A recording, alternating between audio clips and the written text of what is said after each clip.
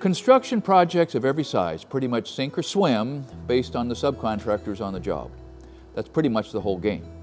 Now, if you're a pro and you've been at this for a while, you probably already have a pretty deep bench of subs with high levels of trust, and you may even feel like you can get large amounts of work done just with a phone call or a text and never or almost never be disappointed.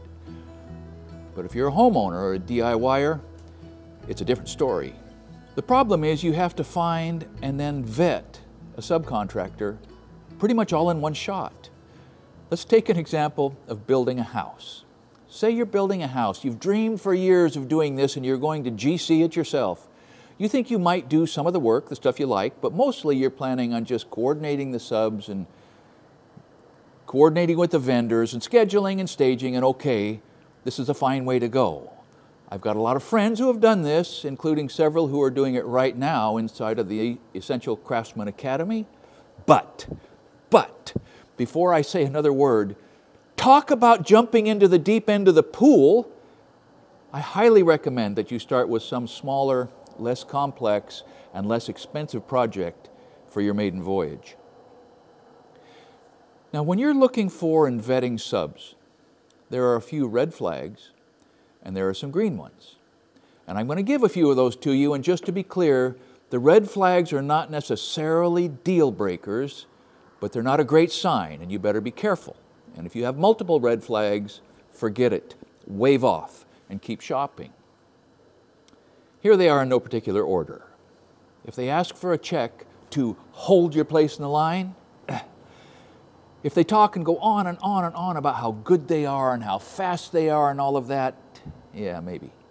If they offer to tackle other jobs that are outside of the trade they're representing themselves as being an expert in, what does that tell you? And if they're driving a vehicle that isn't an obvious work rig, or if they collect money or want to collect money without any kind of a contract, or if they're instantly available to look at a job and they're talking about getting a deposit on their first visit, or if they let you know they're not going to touch your job at all until you've given them a sizable deposit, if they can't give you evidence online of their business, or if they're not licensed by your state, or if they are licensed, is there a public record of disputes, arbitration, or legal actions against their license or bond?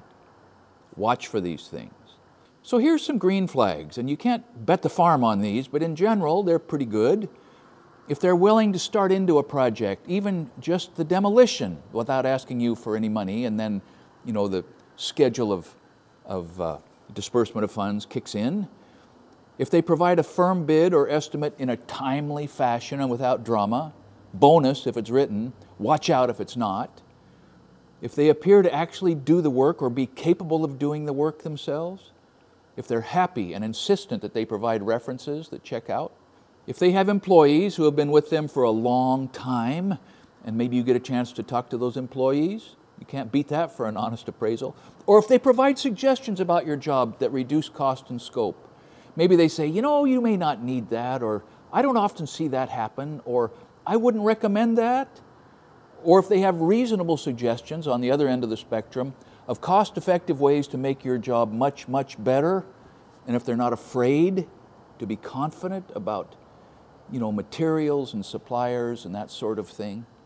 Now, if you can read their body language and they don't seem worried in the slightest by the aspects of the job that are challenging, and if they happily share other subs' recommendations, and these recommendations are verifiable business, and bonus if you meet with some of those guys and they genuinely endorse the people that you talk to. And now that's not just a little crime syndicate.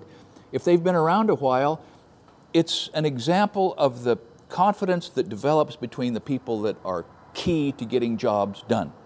And it's a pretty good way for you to short circuit the years that it may take you to find that out on your own. And then the last one, if they have a good social media footprint, if they have accounts and you can see, the whole world can see recent photographs of their work. That's a hard thing to fake.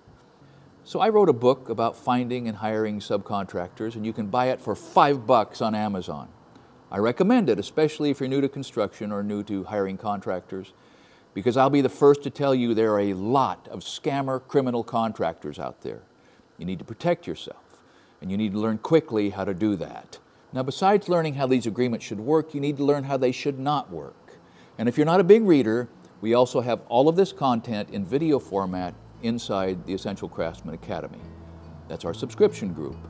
And twice a month, in addition to all the other content that's on there, we have Shop Talk, which is a live Zoom meeting with dozens and dozens of people, with dozens and dozens of experiences and careers and questions. It's show and tell.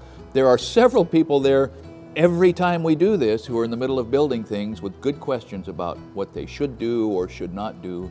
And the questions that I can't answer, there's plenty of those, there's always someone there who can provide a coherent and professional perspective on the problems that the folks bring to the table. I would love to welcome you into that group.